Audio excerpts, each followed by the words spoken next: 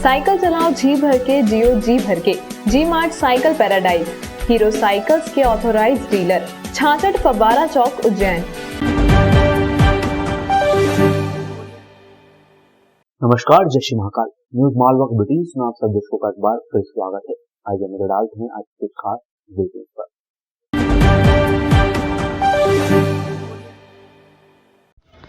महाकालेश्वर मंदिर परिसर आने वाले वक्त में अभी से 10 गुना ज़्यादा बड़ा हो जाएगा। मंदिर का क्षेत्रफल 2 हेक्टेयर से बढ़ाकर 20 हेक्टेयर तक करने की योजना पर लगातार काम जारी है। मंगलवार को एसडीएम संजीव साहू ने त्रिवेणी संग्रहालय से चारधाम मंदिर तक के मार्ग को 12 मीटर के बजाय 24 मीटर चौड़ा करने के लिए 11 मकानों के अधिग्रहण का मुआवजा तय किया है। इन मकानों और ज़मीन के अधिग्रहण पर 98,45,981 रुपये मुआवजा तय हुआ है। सोमवार को भी एसडीएम ने महाकालेश्वर मंदिर के सामने वाले हिस्से में बने 11 मकानों के अधिग्रहण के लिए 12 करोड़ 46 लाख रुपए मुआवजा राशि तय की थी। इसके अलावा महाकाल के कोतवाल भगवान काल भैरव के मंदिर के बाहर भी पार्किंग विस्तारीकरण के लिए निजी जमीन के अधिग्रहण की योजना पर काम चल रहा है। एसडीएम संजीव साहू के मुताबिक त्रिवेणी संग्रहालय से चारधाम मंदिर तक के मार्ग चौड़ीकरण के लिए 0.313 हेक्टेयर ज़मीन का अर्जन किया जाना है। इस पर 11 मकान बने हुए हैं। इस ज़मीन के लिए 98,45,981 रुपये का अवार्ड पारित कर दिया गया है। इसी तरह काल भैरव मंदिर की पार्किंग के लिए ज़रूरी 0.909 हेक्टेयर ज़मीन का अधिग्रहण किया गया है। इस ज़मीन पर 2 पक्के मकान और एक ढाबा बना है। यहाँ ज़मीन अधिग्रहण के लिए मुआवजा 91,56,397 रुपये का अवार्ड पारित कर दिया गया है। अब इन सभी ज़मीन मालिकों को धारा 37 के अंतर्गत नोटिस जारी कर ज़मीन अधिग्रहण की विधिवत सूचना दी जाएगी। उन्हें बताया जाएगा कि आपकी कितनी ज़मीन लेकर कितना मुआवजा दिया जा रहा है।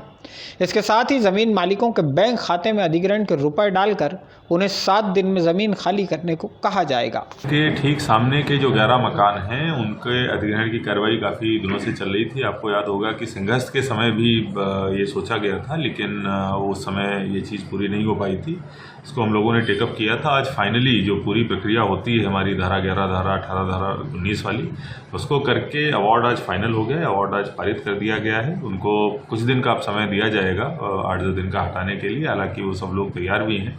तो 11 मकानों के लिए लगभग 12.5 करोड़ की राशि जो है वो अवार्ड पारित हुआ है, जो उनके खाते में बहुत जल्दी ट्रांसफर होगा।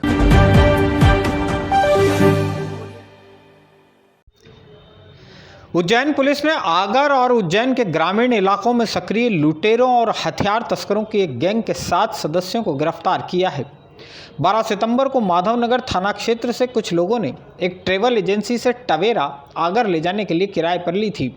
आगर रोड पर माकड़ोन थाना क्षेत्र में ड्राइवर को धमकाकर उससे यह गाड़ी लूट ली गई थी। इसी घटनाक्रम की तफ्तीश में जुटी पुलिस की टीम के हत्थे एक के बाद एक 7 अपराधी चढ़ गए। इनसे लूटी गई टवेरा तो मिली ही, साथ ही 2 पिस्टल, 6 देसी कट्टे और एक रिवॉल्वर भी जब्त किया गया। इस गैंग में सक्रिय ज़्यादातर सदस्य आगर जिले के मोहन बड़ोदिया क्षेत्र के रहने वाले हैं। और जो ग्राउंड इनपुट्स थे उसके आधार पर और जो हमारी टेक्निकल टीम ने काम किया और उससे बहुत महत्वपूर्ण सुराग मिले थे, जिसके आधार पर जब हमने एक आरोपी को पकड़ा तो उसने पूरे इस घटनाक्रम का खुलासा किया। उसके पास से एक वेपन कट्टा मिला और जो गाड़ी है उसने मोहन बड़ोदिया क्षेत्र में देने की बात की थी। हमने जब उस आरोपी को उठाया, उससे पूछताछ की तो उसमें भी हमें गाड़ी मिली और उसमें भी एक वेपन, हमारे .22 का जो वेपन है वो मिला। क्योंकि 2 वेपन मिले तो इस पर हमें जो एक अवैध शस्त्र का जो एक ऑर्गेनाइज्ड गैंग होने की संभावना नज़र आई। इस पर हमने जब पूछताछ की तो हमें काफ़ी महत्वपूर्ण सुराग इसमें मिले हैं और अभी हमने पूरी पूछताछ के मिले सूत्रों के आधार पर हमने 7 लोगों को गिरफ्तार किया है और जिनसे 2 पिस्टल, 6 कट्टे और एक .22 का वेपन अभी हमें मिला है। हमारा इन्वेस्टिगेशन ऑन है और हमारे पास जो इसकी पूछताछ में जो लिंक्स मिले हैं उस पर हम काम कर रहे हैं। हमें उम्मीद है कि जल्दी ही और भी वेपन हम इसमें रिकवर कर पाएंगे।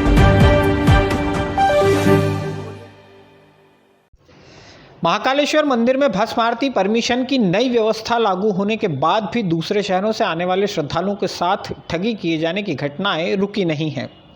मंदिर की ऑफलाइन भस्म आरती परमिशन काउंटर से बिना किसी वीआईपी पर्ची के 10 लोगों की अनुमतियां जारी हो गई हैं। कलेक्टर तक पहुंची एक गोपनीय शिकायत के बाद जांच हुई तो पता चला कि हर एक अनुमति के लिए मंदिर के ही एक गार्ड ने 700 रुपये वसूले थे। मंदिर में हुई ठगी में 5 सुरक्षाकर्मी और सत्कार शाखा का एक कर्मचारी भी संलिप्त था। मंगलवार को इन 6 आरोपियों के खिलाफ महाकाल थाने में धोखाधड़ी की एफआईआर दर्ज करवाई गई है। 2 अक्टूबर को महाकाल क्षेत्र की होटल विजय पैलेस में ठहरे कुछ दर्शनार्थियों से महाकाल मंदिर में दर्शन कराने के एवज में एसएस कंपनी के गार्ड सुरेश राठौर द्वारा सत्कार शाखा के कर्मचारी मंगल तिवारी की मदद से रुपए वसूले गए थे। इस काम में सुरक्षा गार्ड संजय मालवी, नीलम, नीलेश कश्यप और शुभम कटारिया के साथ भी मिलीभगत हुई थी। इन लोगों ने बाहर से आने वाले दर्शनार्थियों से भस्म आरती के लिए अतिरिक्त रुपए हासिल किए और कूट रचना करके भस्म आरती की अनुमति जारी करवा दी। एक गुप्त सूत्र से जब हमको ये पता चला तो हम लोगों ने उसकी विधिवत जांच कराई, उसकी मामले की तह तक गए तो हम लोगों ने पाया कि जो मंदिर के प्राइवेट सिक्योरिटी गार्ड्स थे उनकी सहायता से और प्रोटोकॉल के कुछ कर्मचारी थे उनकी सहायता से एक तरीके का रैकेट चल रहा था, जिसमें कि जो फॉर्म भरे जाते हैं भस्म आरती की अनुमति के लिए, उन फॉर्म को भरे बिना सिस्टम से सीधे ही कुछ पास निकाले जा रहे थे जो पूरी तरीके से फेक पास थे। तो हम लोग जब इस मामले की तह तक गए तो लगभग 6 लोग अभी तक हमको मिले हैं, जिनमें एक प्रोटोकॉल ऑफिस का व्यक्ति है और 5 जो मंदिर के निजी सुरक्षा एजेंसी है उसके कर्मचारी हैं। उन 6 लोगों के खिलाफ हम लोगों ने 420 और दूसरी धाराओं के तहत मुकदमा दर्ज किया है। उनकी तत्काल गिरफ्तारी भी 2-3 लोगों की गिरफ्तारी हो गई है, बाकी लोगों की गिरफ्तारी शाम तक हो जाएगी।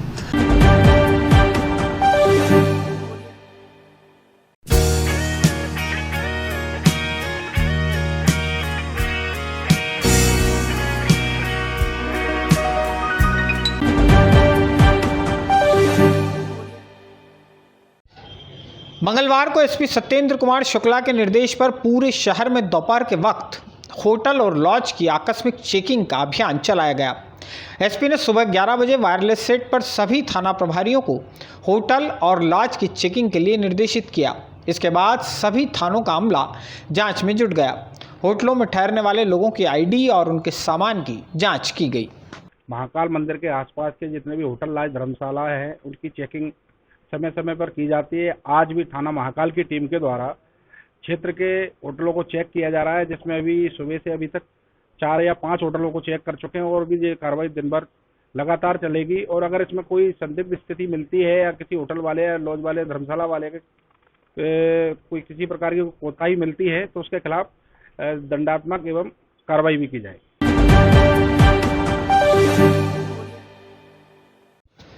उत्तर प्रदेश के लखीमपुर में केंद्रीय गृह राज्य मंत्री के बेटे द्वारा किसानों के साथ की गई बर्बरता के खिलाफ कांग्रेस सेवादल के सदस्यों ने टावर चौक पर विरोध प्रदर्शन किया।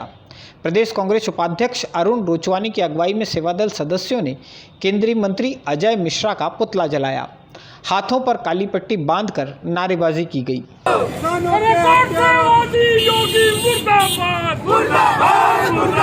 कांग्रेस एवं जिला कांग्रेस सेवादल द्वारा उत्तर प्रदेश के लखीमपुर में जो पिछले साल भर से चल रहे किसान आंदोलन के तहत जो किसान आंदोलन सभा पे बैठे हुए हैं उनके ऊपर केंद्रीय गृह राज्य मंत्री के पुत्र ने व्यवस्थापूर्व गाड़ी चलाकर 4 किसानों की हत्या करी है।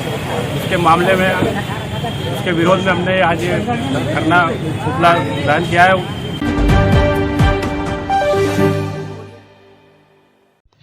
परेशान हाल परिवार से अलग न्याय पाने के लिए दर दर भटकने वाली महिलाओं को अपना शिकार बनाने वाली ठग शिरीन हुसैन के कारनामे अब भी लगातार सामने आ रहे हैं। शिरीन के खिलाफ पिछले दिनों 5 एफआईआर दर्ज हो चुकी हैं। मंगलवार को कलेक्टर कार्यालय की जनसुनवाई में पवासा में रहने वाली एक और महिला शिरीन हुसैन की शिकायत लेकर पहुंची। इस महिला से नागझीरी क्षेत्र में रहने वाली शिरीन हुसैन महिला एवं बाल विकास विभाग की अधिकारी बनकर मिली थी। पति से समझौता कराने के एवज में महिला को 60,000 रुपये का लोन दिलाकर उससे शिरीन ने लोन के रुपए हड़प लिए। न समझौता हुआ न रुपए वापस मिले, कर्ज उल्टे गले पड़ गया। कलेक्टर ने शहर एसडीएम को इस महिला की मदद करने के लिए निर्देशित किया है। और 60,000 का लोन मेरे को इस शिरीन नाम की महिला है जो महिला विभाग की बनती थी अधिकारी, उसके वजह से लेना पड़ा था मेरे को। 60,000 के कर्जे में उसने मुझे डाला है। इसकी शिकायत लेके आई थी मैं, क्योंकि वो मेरे को 8 मार्च को मेरे को मिली थी। उसने बोला था कि तेरे पति से तेरा केस चल रहा है तो मैं उसका निराकरण करूंगी। मगर उसने निराकरण तो नहीं करा, मुझे ही ब्लैकमेल करने लग गई। तो मैंने उसको पैसा दिया। उस पैसे के चक्कर में मैंने लोन लिया, लोन लेके मैंने उस महिला को दिया है।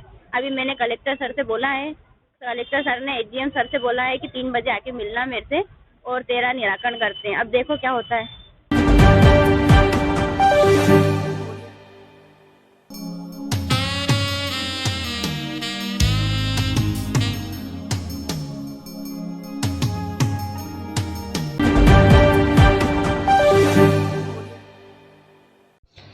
महाकालेश्वर मंदिर परिसर में स्थित वीरभद्र अखाड़े को शनिवार तड़के स्मार्ट सिटी कंपनी ने तोड़वा दिया है। मंदिर परिसर के विस्तार के लिए यह कदम उठाया गया है। हालांकि स्मार्ट सिटी कंपनी के इस कदम से वीरभद्र अखाड़े से जुड़े लोग खासे नाराज हैं।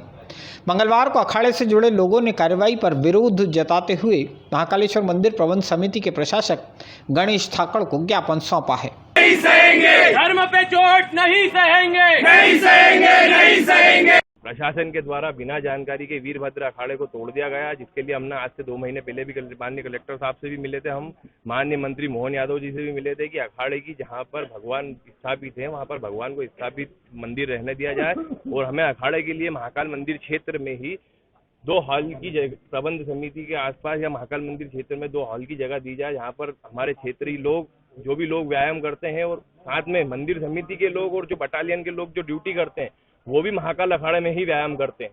तो उसके लिए हमारा निवेदन किया गया था कि आप हमें यहाँ पर मंदिर क्षेत्र में स्थान प्रदान करें, जो कि ना तो अभी तक हमको स्थान प्रदान किया गया और बिना किसी जानकारी के अखाड़े को तोड़ दिया गया। ये स्मार्ट सिटी विस्तारीकरण आपको जैसे याद है, महाकाल मंदिर का विस्तार हो रहा है, तो स्मार्ट सिटी के अंतर्गत जो कार्य हो रहा है उसमें ये कुछ एक पुरानी कुछ जगह थी जिसमें उसको निकाला गया। तो उसके लिए हम लोग अभी 2-3 दिन में जो मूर्ति है उनको विधिवत स्थापना करेंगे और उसको प्लान करके हम स्थापना करके पूजन कर दे देंगे। हाँ, बिल्कुल सुरक्षित है, मंदिर में मूर्ति सुरक्षित है और उसका पूजन भी हो रहा है।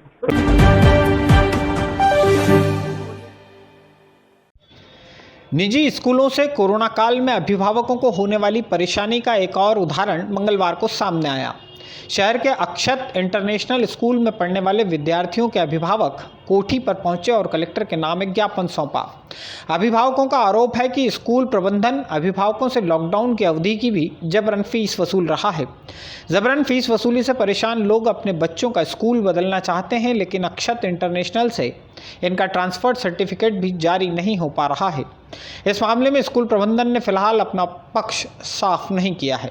अगर ऑनलाइन क्लास ली जाती है तो बच्चों से केवल ट्यूशन फीस ही ली जाए। उसके ट्यूशन फीस के नाम पर इन्होंने 10,000 रुपये ऑलरेडी जो है स्कूल को जमा कर चुके हैं। उसके बावजूद इस मुद्दे को लेकर जो है कमल मकवाना जी, जो है बच्चों के पिता, जो है शिक्षा मंत्री के पास गए। इस मुद्दे को लेकर उन्होंने अपनी बात उनके सामने रखी। शिक्षा मंत्री के कहने पर भी जो आनंद पटिया है, उन्होंने उनकी बात का अवहेलना की और फिर भी उस बच्चे की फीस माफ़ नहीं की है। और अभी भी वो बच्चों के पिता हैं, वो जो है फीस मतलब बच्चों को एडमिशन कैंसिल करवा के वहाँ से निकलवाना चाह रहे हैं। तो वो वहाँ से टीसी मांगना चाह रहे हैं, लेकिन उसकी टीसी इसलिए नहीं दी जा रही कि प्रॉपर फीस आप जमा करिए, नहीं तो आपको टीसी नहीं दी जाएगी।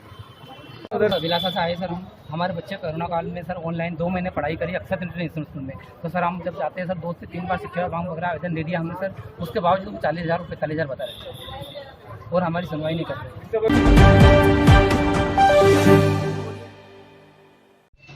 निजी स्कूल्स में कोरोना काल की 2 शैक्षणिक सत्र की फीस माफ हो सके, इसके लिए मंगलवार को कांग्रेस द्वारा हस्ताक्षर अभियान की शुरुआत की गई। शहर कांग्रेस महामंत्री असलम लाला की अगुवाई में टावर चौक पर कांग्रेस कार्यकर्ताओं ने राह चलते लोगों से हस्ताक्षर करवाए। बुधवार को छतरी चौक पर भी ठीक इसी तरह का अभियान चलाया जाएगा।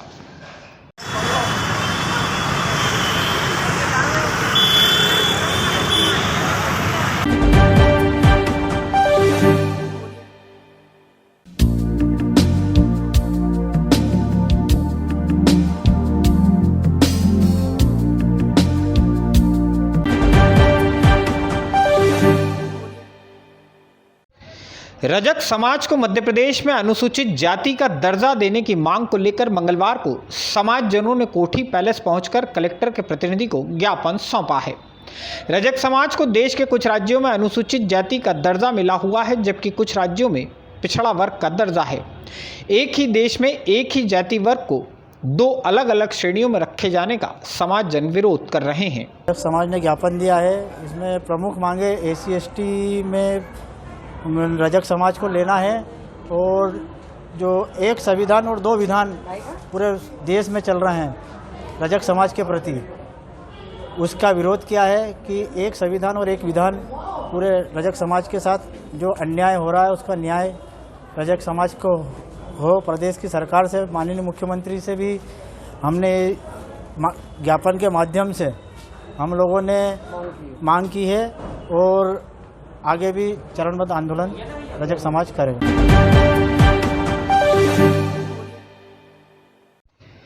डेंगू और मलेरिया अब ग्रामीण इलाकों में भी पैर पसारने लगा है। डेंगू मलेरिया के प्रति लोग जागरूक हो सके, अपने आसपास सफाई रखें, समय पर उपचार लें, इसके लिए भी प्रयास शुरू किए गए हैं। मंगलवार को उन्हेल थाने में SDM आशुतोष गोस्वामी की मौजूदगी में शांति समिति की बैठक का आयोजन किया गया। इस बैठक में आने वाले त्योहारों की व्यवस्थाओं पर तो बात की ही गई, साथ ही शांति समिति के सदस्यों से अनुरोध भी किया गया कि वे कस्बे और ग्रामीण क्षेत्रों में डेंगू और मलेरिया की रोकथाम के प्रति लोगों को जागरूक करने के अभियान में सक्रिय भूमिका निभाएं। आगामी त्योहारों को ध्यान में रखते हुए आज उन्हेल थाना परिसर में शांति समिति बैठक का आयोजन किया गया था, जिसमें CSP साहब नागदा, नायब तहसीलदार उन्हेल, TI जोगावती और उन्हेल शहर के गणमान्य नागरिकगण, विभिन्न नवदुर्गा समिति, आयोजन समिति। देखिए, सबसे महत्वपूर्ण है इसमें जन जागरूकता का होना, क्योंकि डेंगू जब होता है तो सबसे पहले वो होता है, डेंगू के जो मॉस्किटो होता है वो साफ़ पानी में ब्रीड करता है। तो जो लार्वा होता है साफ़ पानी, जहाँ पे भी जो बारिश का पानी रुक जाता है वो घर के आसपास 50 मीटर का रेडियस है जहाँ पे हमको उसको सुरक्षित करना है। आज के बुलेटिन में फिलहाल इतना ही। अगला समय फिर मुलाकात, तब तक के लिए जय श्री राम।